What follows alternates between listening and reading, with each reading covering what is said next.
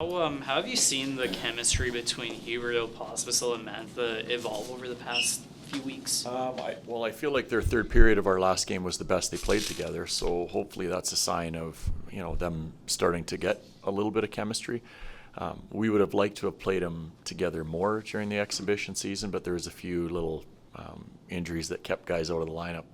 So it's still kind of a work in progress for us, I guess you would say. So as I mentioned, the third period was the best that the three had played together, and hopefully that's something that we'll see continue in Vancouver. Have you noticed that, like, Pospisil being who he is, driving the net, causing chaos type thing, that's starting to open up a little space for Huberdeau to do things on the ice? Have you found that? Well, I think when you talk about Posp, the challenge for him in the middle is make sure he plays the same way that made him a good NHL player. Sometimes when you're in the middle of the ice, though, you have a few more responsibilities. So we have to find a way to free him up to allow him to use his speed.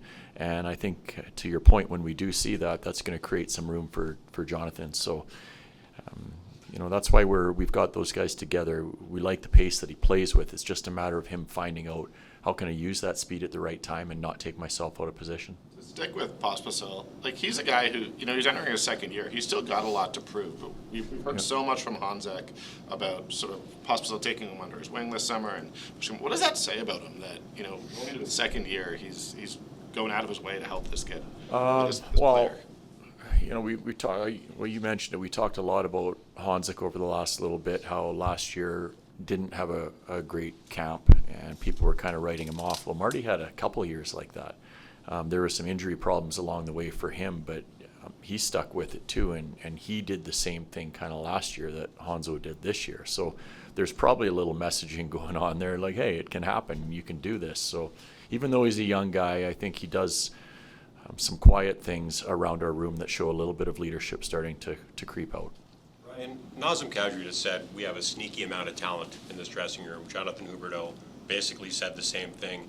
I know you try to block out the outside noise and encourage your players to do the same, but is it safe to say there's a lot more belief and expectations are a lot higher inside of that room than outside of it? Sure. I mean, we don't like to, I've mentioned it before, and the players sounded like they mentioned it to you too. So what happens outside of our room does not matter.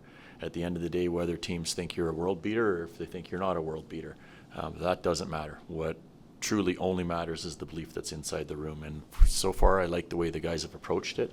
I think they have a lot of belief in themselves as individuals, but also into the guys that are sitting beside them. So I'm really excited. I want to get our season started. I like what they've done in exhibition, and now they get an opportunity against one of the very best teams in the league, so it's going to be a good challenge for us. That lack of expectations, like, there's coaches who will want to take that and say, look, hey guys, nobody expects much out of you.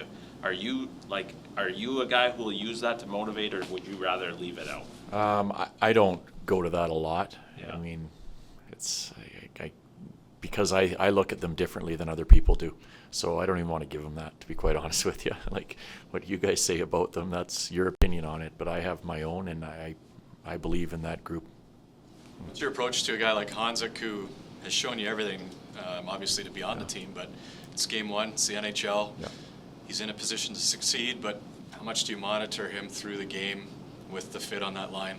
Well, that's something that we always do, whether it's Connor Zary or Blake Coleman. It's something that we always do. If someone's having a good game, we have a tendency to bump guys to maybe create a little spark somewhere else. But for him, it's just playing the way he played through our camp.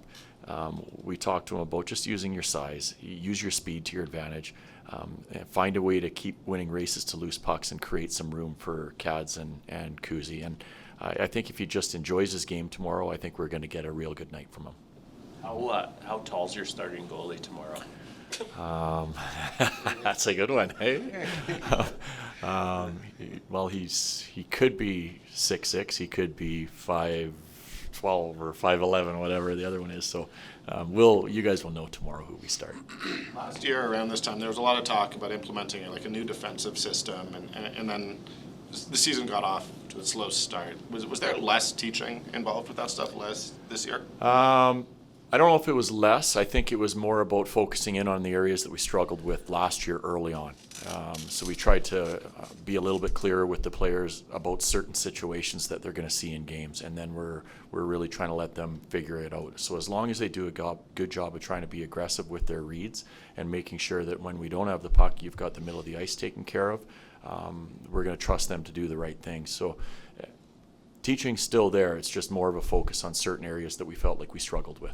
Were there other areas of focus in terms of like even fitness stuff, getting guys super ready for day one compared to last year, just to get off the start? Fitness? No. Our guys for the last number of years have been really good. So Ricky and our strength group do a ridiculously good job with them, keeping them energized, positive, and in great shape. So no.